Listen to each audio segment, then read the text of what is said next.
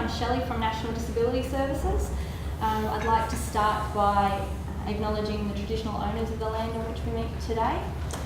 Today we've got James Wilson here from Life Without Barriers that's going to present on some learnings from, I'll admit it now, because they've changed to trial sites. I was trying to think of something clever to call this workshop and I couldn't come up with anything, so we kept it at launch. So we've got learning from launch sites.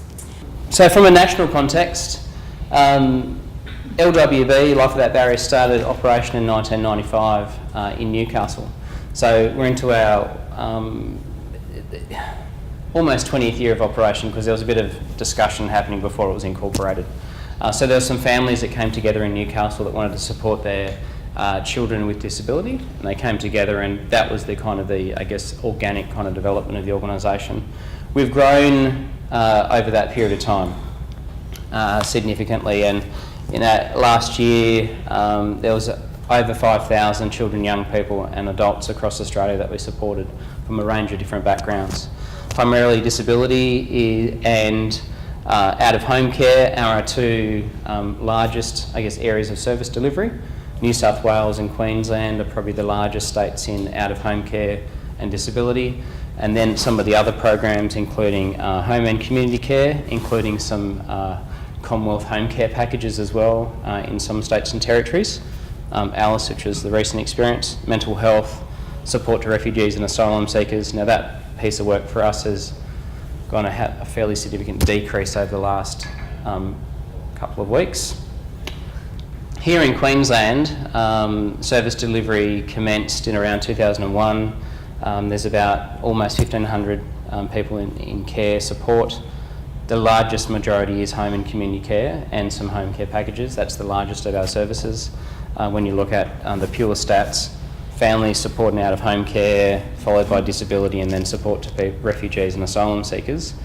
One of the things about our disability stats is that while it's only 166 registered people with disability are also in out-of-home care. So there's young people with disability, and also in our HAC services there are people with disability as well. So the NDIS for us is still very an important thing here in Queensland, and preparing our organisation for that transition. So we've heard the media and the announcements that the NDIS will be a once-in-a-generation social reform that does have the potential to change the lives. I've got there a bit of a typo. People with people should be people with disability, so I'll fix it up for when that gets sent out. The main emphasis is around that move from block funding to individualised funding through support packages, but there is a lot more to the scheme than just the move in funding. The other key thing is they're also around increased choice and control, as well as empowering choice. And some of the language that the agency is using in the launch sites is also around the idea of reasonable and necessary supports, and what does that mean for people. So the model is based on an insurance scheme, and the insurance scheme concept being, I guess, put through the implementation does have a focus on trying to do some early supports up front so people are independent long term. That does leave a dilemma for some people with disability where through their lifetime their needs will actually increase with time. So what does that mean for the scheme? So as an early indicator, the government and also providers are grappling with how does this new scheme fit. And in that long term, the very important message is that support for people over a lifetime is very important, that encourages choice and control, and that it doesn't diminish with time, or that the government shifts from its responsibility in that space. To encourage those discussions, LWB, we've actively sought out some state-based discussion with the agency, but we've also sought out some national discussion with the NDIA to lobby not just for our organisation but for the sector to ensure that the scheme is developed with these things in mind long term. The full scheme rollout is anticipated by 2018 to 2019, depending on the government implementation, and the Abbott government are kind of sort of moving back a bit from setting an absolute deadline. You've probably seen that in the discussions. So the previous government was, yes, that's when we'll fully do it. So there's been a bit of push on the dates. They're still committed to the scheme. The other important thing is that it's about person-centred services that are responsive to needs as well. It's a significant change that's impacted in Australia for people with disability. It's happening, and in some states it's happening more than in others. But the reality is that it will take some important, and that's why I said at the start that some of your organisations are probably on the journey already, some important systematic changes up front to ensure that that asteroid doesn't collide with the Earth. And that's where a discussion like this 2 years out from a launch is important for thinking about what we're going to do and how you're going to prepare yourselves, because when eventually this asteroid is coming, it's moved and it's actually hit, it's kind of diverted past the Earth, we're surviving, there's no catastrophe movies, there's no catastrophes, no headlines, but we survived. And then the long-term view for the disability system is that people with disability are having their needs met, that the service system is responsive, and that they're actually living lives that are independent and empowered, being the long-term vision. The Productivity Commission report and the early findings from the NDIS suggested that there would be up to 70% of people getting their packages, funded packages, managed through the NDIA. That there would be about 15 to 20% that would be managed through a third party, so a company that would do all the work on behalf of the individual, and that about 10 to 15% would be self-managed, so I guess like your life, your choice kind of scheme. The actual reality after 6 months is a very different picture to what that Productivity Commission report said, and so I will jump to that later on. But I guess if organisations prepare themselves based on that initial data from the Productivity Commission report, you'd be thinking, wow, we really need to invest in either becoming a third-party management agency, like that would be something that you'd think about, or we need to really think about, so what does this self-management thing mean, and do we need to get rid of all our staff? Like, what about our HR departments? What about our payroll? Focusing, like, what do we do with those things? And if there's only 70% of people managed through the agency, what does the NDIA look like in 5 years' time? Will that be like the tips are that it's going to be the next big government bureaucracy that will take over? Our service system is going to be bigger than Centrelink long term. Like, what are those implications for the service system? Not to mention, what technology do we need? How we're delivering services now, how will that change, or how do we need to change that? If we're going to be flexible as a service, what sort of flexibility do we need to look at? Do we need to look at our workforce? Do we need to, is there a casualisation that's going to happen on the workforce? Then what about the messaging that your staff might be getting? And how are they going to be starting to respond? Plus, are we going to be agile? Are we going to be an organisation that sees a need and fills a need, and then actually is interactive with our customers and our people with disability accessing services? I just have to NDS's credit. NDS are a fantastic organisation for getting information out to service providers. As an organisation and as providers, there is a constant stream of information about reforms, reports, opportunities to provide feedback on things. Like I subscribe to the national list and the state and territory list. I'm always getting information, and that is a constant thing. So the key thing about this reform around the National Disability Insurance Scheme is being self-motivated and finding information as it's put up onto the NDIA website. And that's the website. And the key thing that it's a website that's designed for participants and for service providers. So rather than you get a block funded amount in advance and then you deliver your services, you actually then, after you provide a service, you bill, and you actually then go on to the agency, and it's individual. So if you have an accounting system that actually is block funding, that funds a whole range of individuals, you're then going to have a whole range of individuals with income that are going to support different parts of your organisation. So if your finance section hasn't started to consider that, what does that mean for you as an organisation into the future? So rather than having that, there's this lovely term we use in disability and community care and other supports, is we have a bucket that we actually fund supports out of. We'll have lots of buckets with actually individual plans that will go into funding.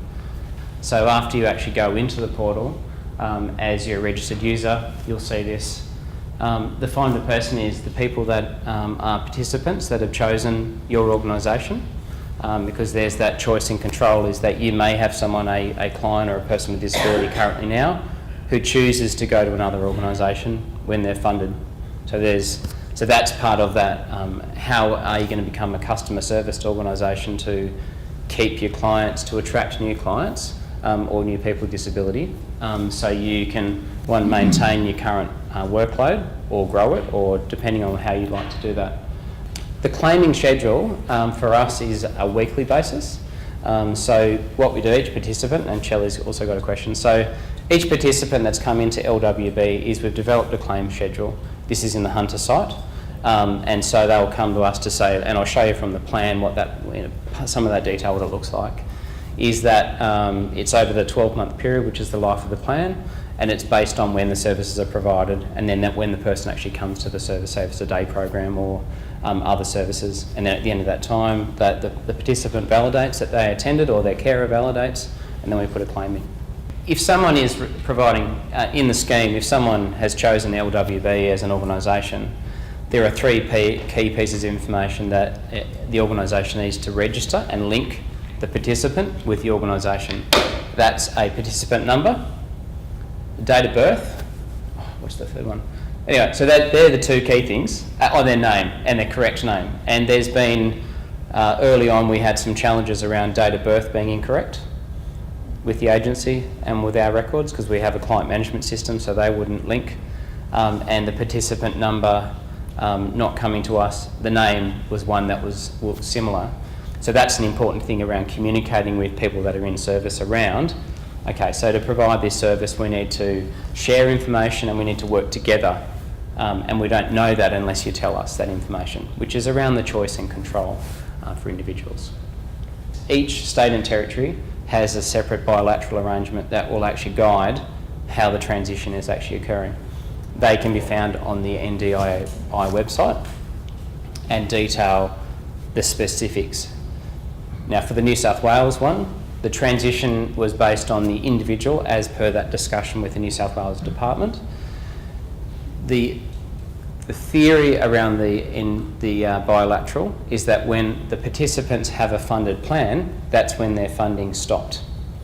So for our organisation, we were in the first 3 organisations to transition 1st of July last year.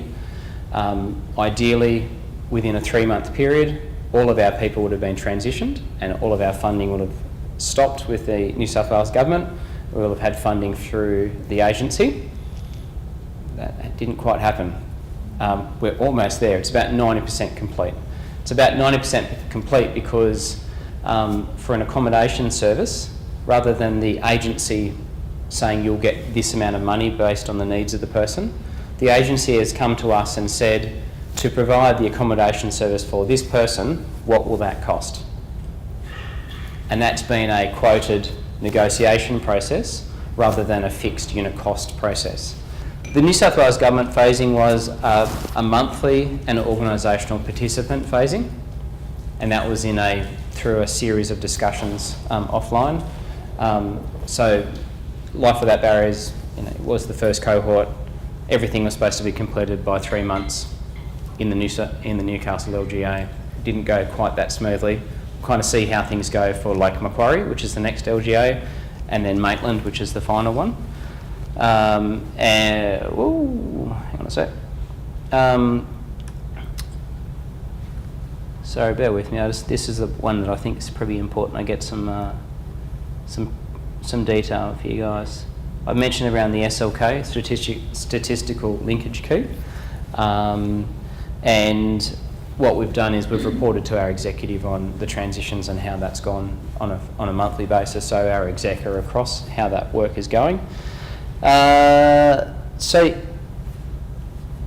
in relation to costs, so 390 million was stated in the bilateral agreements to support the transition as that initial lot of funding. the Australian government is to bear the cost overrun in the trial phase. And the trial sites have actually posed to be, I think it's about 15% over the anticipated cost so far. So that's potentially why we've seen a bit of media in that space. And so because the planning process is a new process and it's learning, and that you have a new team of staff from the agency perspective assessing needs, we assume that they're using a consistent tool for the assessment, but there's no clear evidence, as in I think there's been requests to see what tool is used in assessment, but that hasn't been produced. So that's been around the individual variation on need versus funded supports. And rather than just matching like for like, people through the planning process have had other needs identified. You'll see that it's around a goal and aspiration and how to live that, and then supports to actually go and actually live a life around an enabling or a person-centred focus. I guess a change to how needs were identified in a block funded system, it's where you're given money, identify needs of people and then deliver that service, rather than needs are identified for you, you're providing X amount of services, go and do it. So there's pieces of the puzzle that we've kind of missed out on through the arrangement. When you look at the role of the agency, in a sense, the agency is providing a third party planning function effectively because it's it's away from the service delivery picture.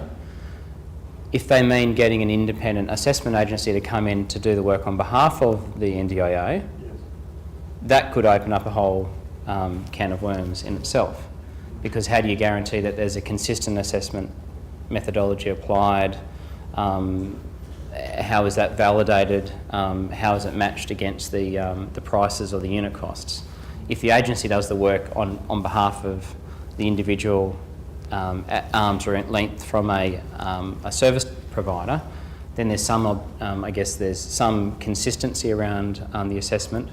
We did have, prior to go live on 1st of July, our organisation was involved in some planning and assessment scenarios, and there was a circumstance where a fellow had a goal. He was in care, he'd been in LWB services for about 5 years. His goal was to have a pet. And so the NDIA planner said, yeah, one of his goals will actually get him a pet. And this was done in complete isolation from our agency, and complete isolation from the fact that this young man had a history of abusing animals. And so while his goal was to get a pet, that was probably a bit counterproductive to the journey that he'd been on. Subsequently, the agency have changed their view and actually engaged with organisations to get some third-party background information. But the initial view was, well, let's do a planning process that's untainted and actually give the person a fresh start. So that's a dilemma, is that, yes, we want that for people, but where there's a history of behavioural issues that may impact on others or on themselves, how do you notify of that around consent? So in relation to cost, the support packages on average for neurological condition is about $55,000 per annum. Psychiatric disability, 53. Intellectual learning is about 38. Physical disability, 35. Sensory and speech disability, about 15,000 per year. That's on average. There are some packages where the amount of money is up to $300,000 plus for an accommodation service. Initially, the experience in Hunter was someone that was in an individual accommodation arrangement was given a 1-on-2 funding arrangement. And some of these, that's great if you can match somebody, but our organisation isn't a residential I guess matching agency. We provide direct disability support services. So the challenge for us was, well, someone's been funded 1-on-2, we can't afford to deliver the service to them because they won't live with anyone physically, that won't happen. And then going back to the agency and renegotiating an appropriate funded amount. And that's been an ongoing discussion.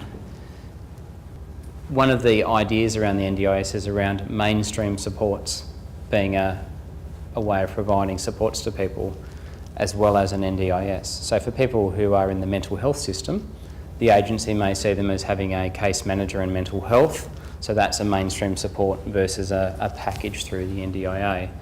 Now, the original marketing in New South Wales showed a different picture and story, that it was a broader range of disability rather than the obvious physical disabilities, but also your hidden disabilities as well.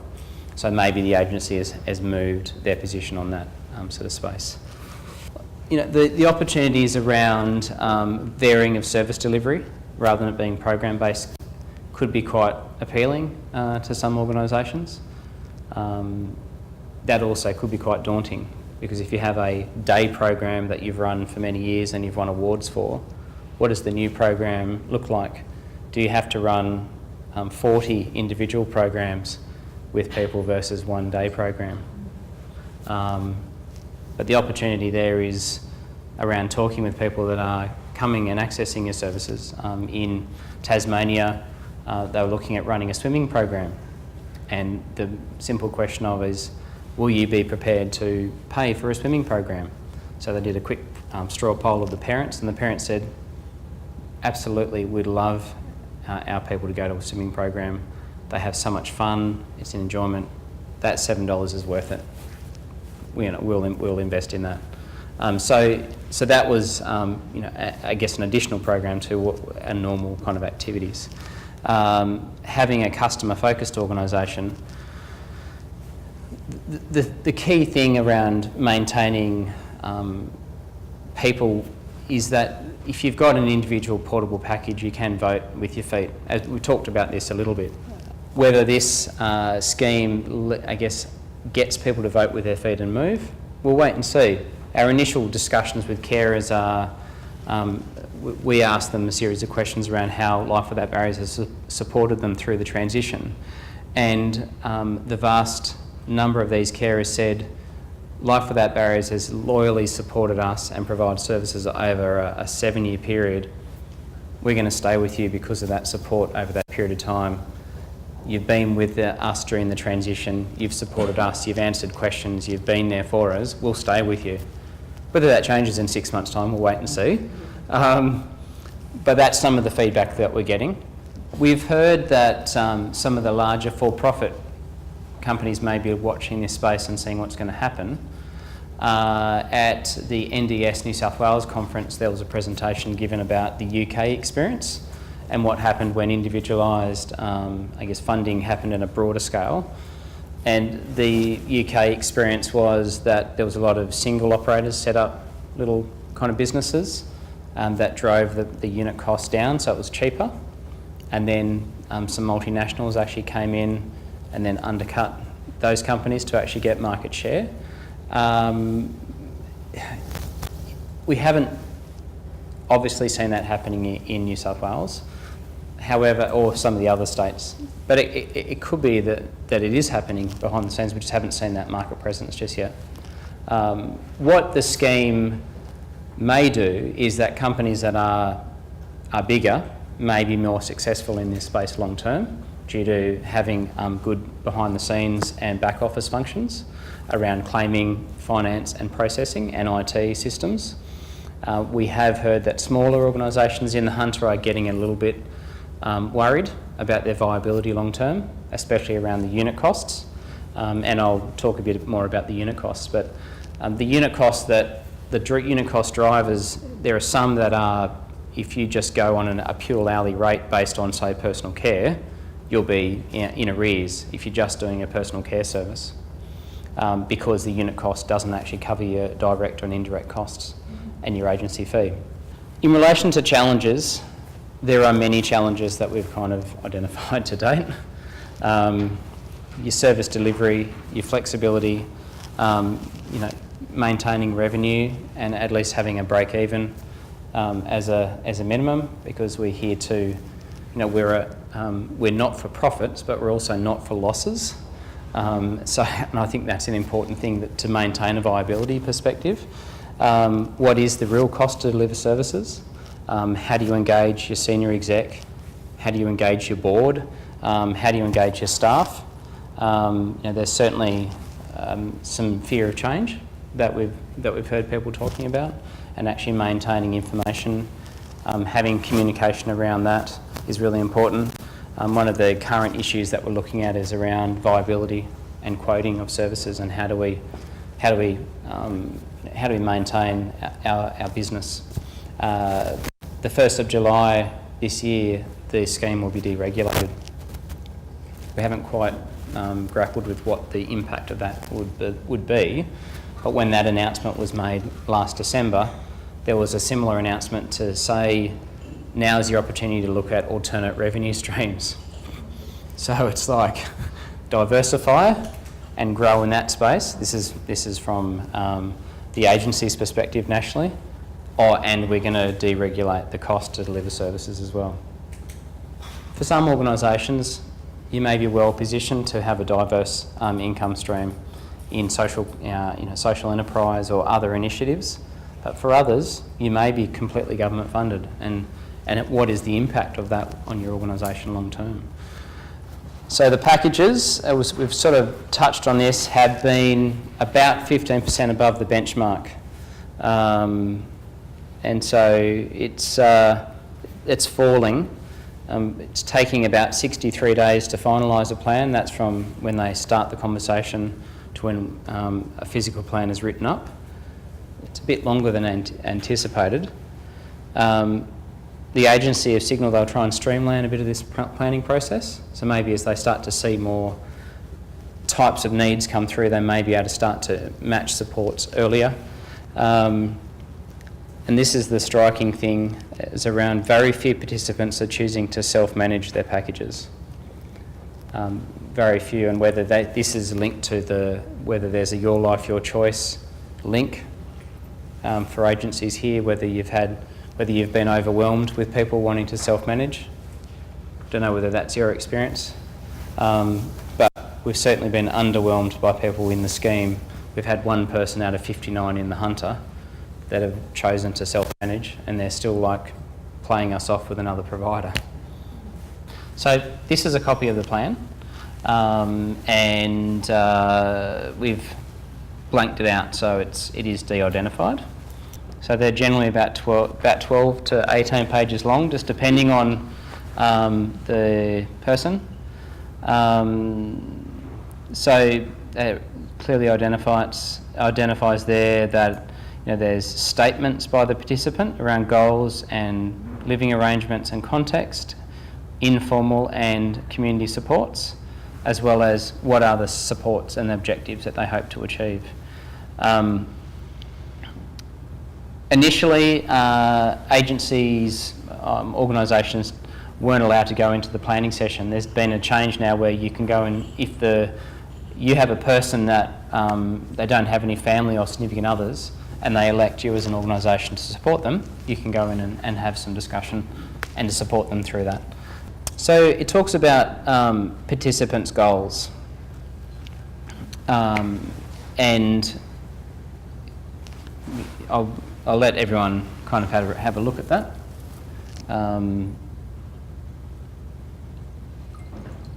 And these goals are, I think they're just asked. Some of them, whether this is a process where the goal would be to move out of home, is the person able to move out of home, and what are the supports you need to put in place? That's another conversation. But when you see what this person is funded for, it's actually not a huge amount of money at this point in time. So though the funded supports may need to change, or other mainstream supports need to go in there. The positive thing is it's around a normalising process, that it's not seen as like a thing that's left field, but it actually acknowledges that the person with disability is a person living in community that will have concerns and dreams and aspirations that everyone has. So management of the supports. It's not uncommon for there to be some amendments on the plans as we get them. Whether that's the agency amending it and just not printing it out, I'm not too sure. This is getting the goals and how do we actually get them happening. So, And this, when you start to see some of this information, you think, well, yeah, it may take a bit of discussion with the person to get to this point for them to agree to it. You know, I'd like to lose some weight and eat better, so I'll use the supports, develop some sensory diets which will broaden my dietary consumption. I don't know whether the individual said that or whether that's what the planner has actually said that they'll agree to. Yeah, but you know, eating healthier and maintaining that. So they're focused on informal supports as well as formal supports.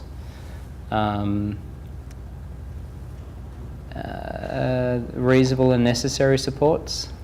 They're broken down into flexible supports, and as you can see there, these flexible supports can they're not fixed in one area, but you can spend them in different areas. The physical wellbeing activities, that's around that sort of money, and that's from a unit cost. And there's about if you haven't seen the unit cost documents for New South Wales, South Australia, and Tasmania, and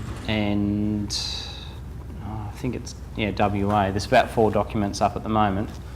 They're about a 60 unit costs, and they go through listing equipment, personal care, the hourly rate for participating in community and social activities.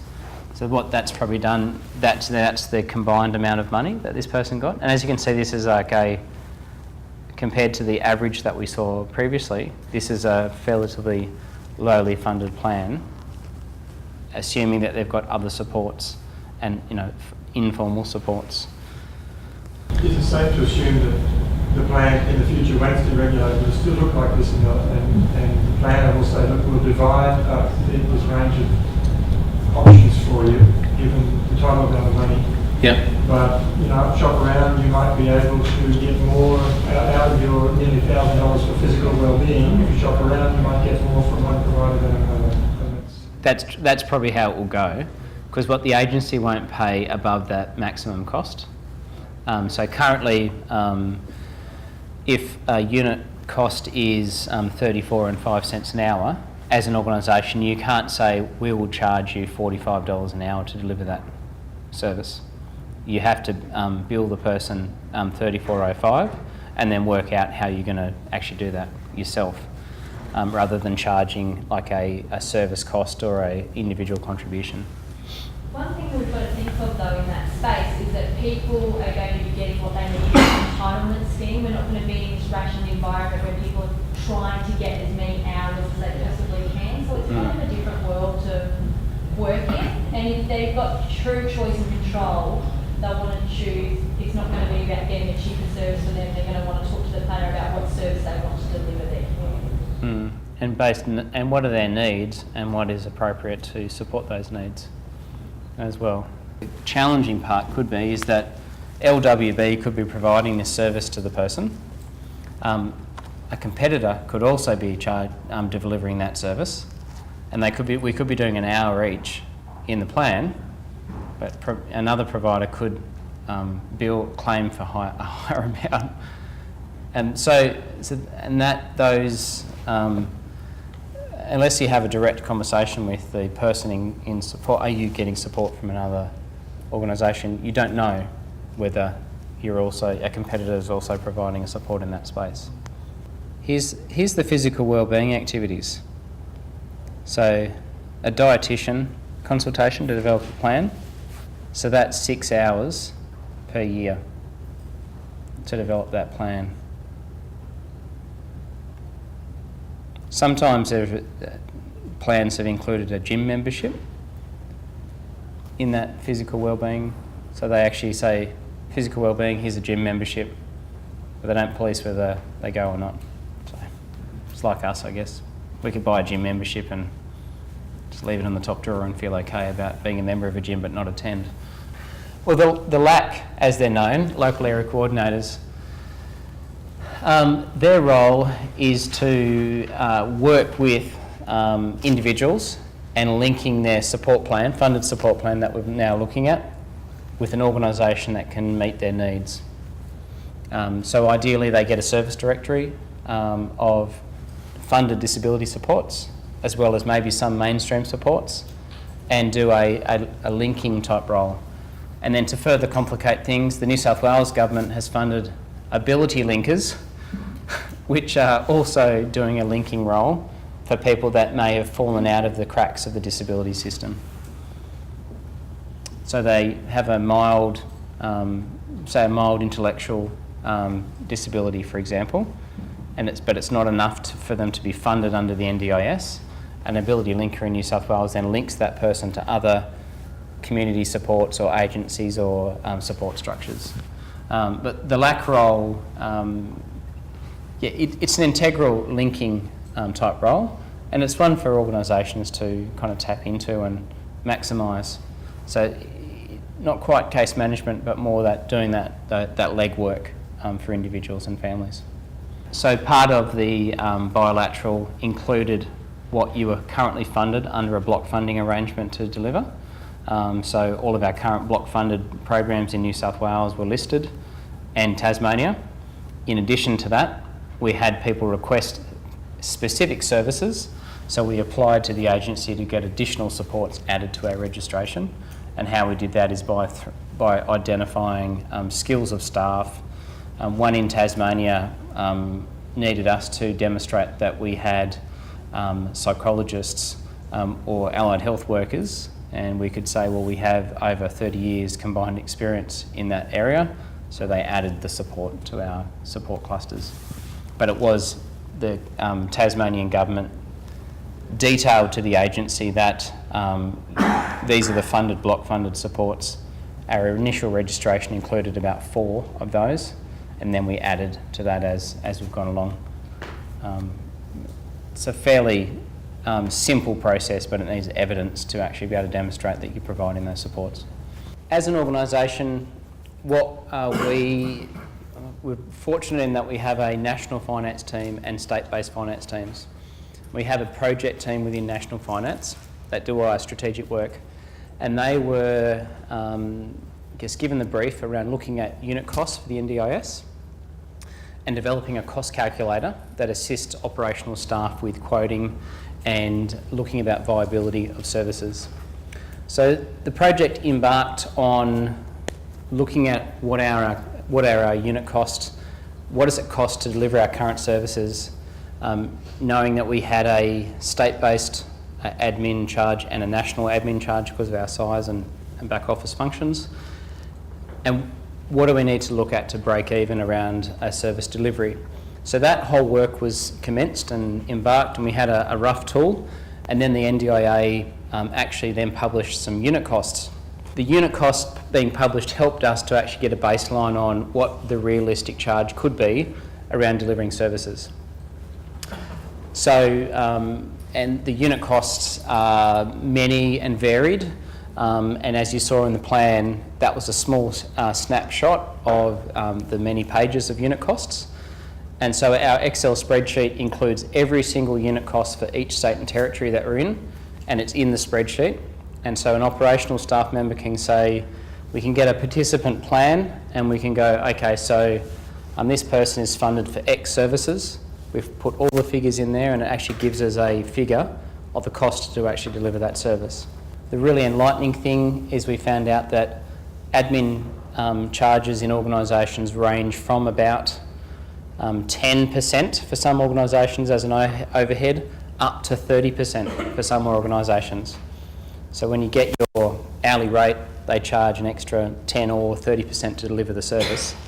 And we were in medium, and we kind of went, that's actually okay, because we get feedback, and a colleague of mine from LWB will know that people say, oh, your admin charge is so expensive, and how do you do that? Well, we're a fairly significant organisation that's national, so we have those back office functions. But we weren't as expensive as some organisations in that scope. From an agency or an organisation point of view, looking at the impact of the unit cost is really important to consider what is your financial position now, and look at some of your current cost drivers. What's the stuff that really impacts on your business? What's the stuff where you can actually create some efficiencies to prepare yourself for the future? Shelley. What business efficiencies do you think you found as an organisation? We're still finding them through the scheme.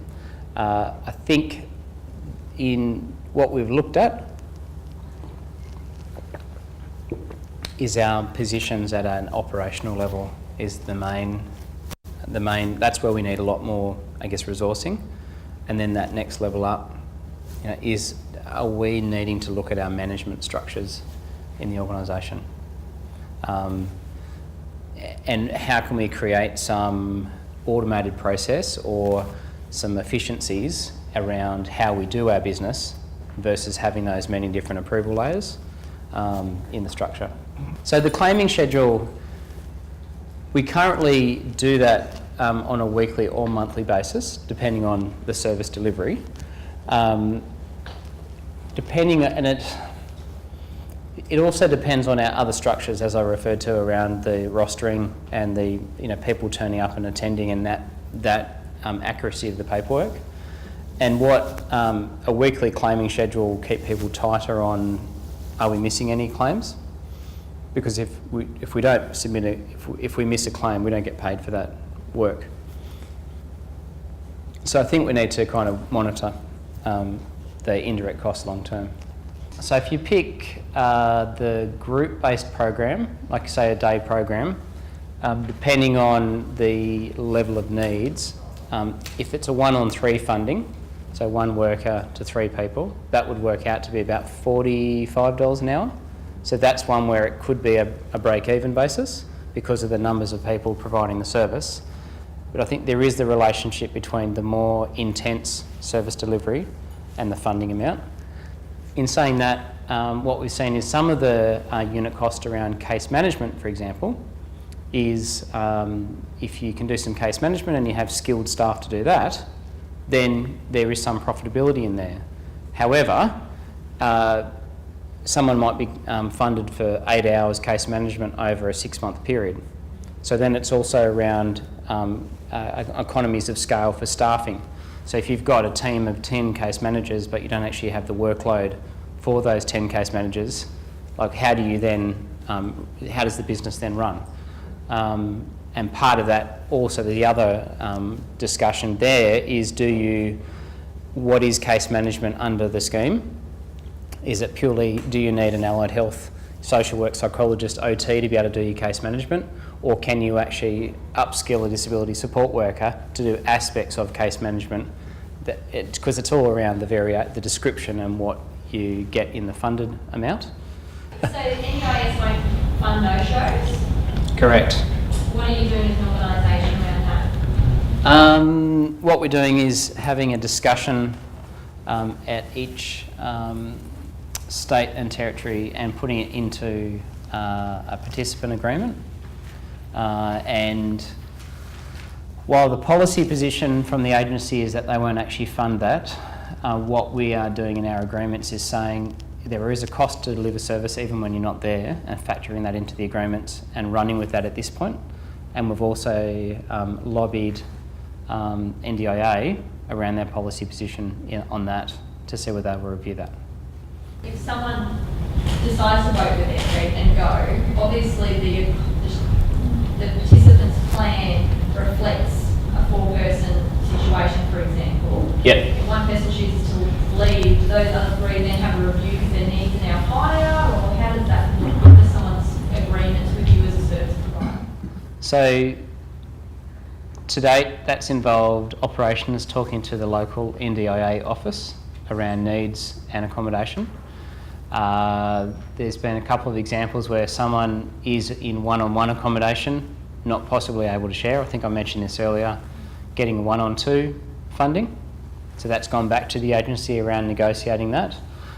In relation to costs, they've been probably the ones that we've needed to watch the most, because especially around overruns and vacancy, can actually attribute, because unless you fill it, you've got a significant overrun in that space. We just need to continue to lobby the agency in that one. So rather than having, and this is work that our HR section nationally and at a state-based level is leading, is the concept of a generic skill set across sectors is one thing that we've discussed or flagged. So rather than just having an out-of-home care worker, job description, a disability support worker and a SRAS, support of refugee resettlement services, is to have some skills that are across and to get a workforce that can work across different sectors. The other thing about employment is around the fear around casualisation of the workforce as well, and also don't have all the answers on that one, and also around use of contractors for workforce as well, and whether that's going to happen. So over the next period of time for LWB, we'll be having some detailed discussion around our workforce, key messages. We have key messages for staff, but around the impact of the NDIS, publicising those a lot more and having some messaging amongst staff around what the impact could be.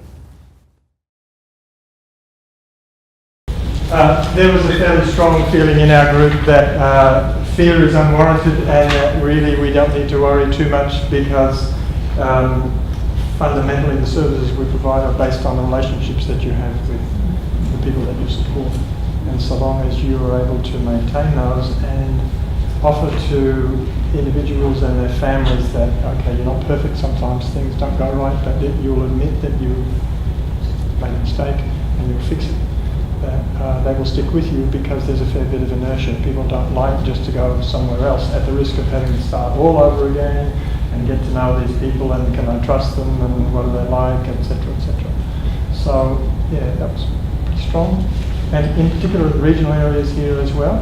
Combine that with the collaborative work, and I think nearly everyone here is involved in some sort of collaboration with one or other organisation as well, and that will see you through. And in response to James's, when they're reviewing their finances, I think that we've got opportunities as small agencies to work together to cut out some of those underlying costs at the same time that you focus on your relationships. Did I miss anything? We were talking about the NDS and what they can do to sort of help. So one of the things was the services that are getting added to the NDIS. There's all those rates that are on the system. Will there be more coming in? Would be interesting. There are some issues around travel. Especially Queensland being quite remote, getting out to further distance. How's the travel going to get compensated for? One thing that came up in our group was quite a bit about the possibilities of creative partnerships, so that we don't have to be, as an organisation, all things, but if we work with integrity with other organisations, we can, as a group, deliver services covering a full range of aspects. We also talked about the surety of the pricing, so the unit rates that are on the system, are we able to deliver services at that rate? Will they get changed if somebody complains about it?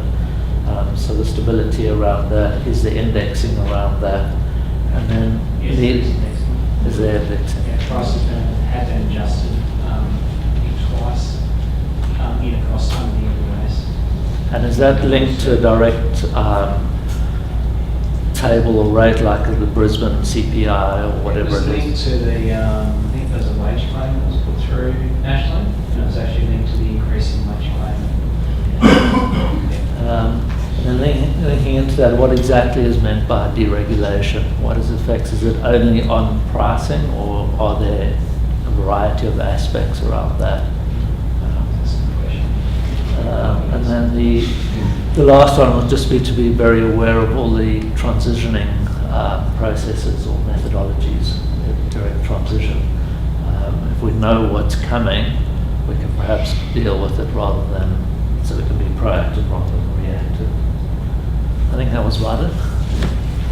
Okay, so our group, we talked about, I guess regionally, that there'll be a really important need to sort of have a presence within the region.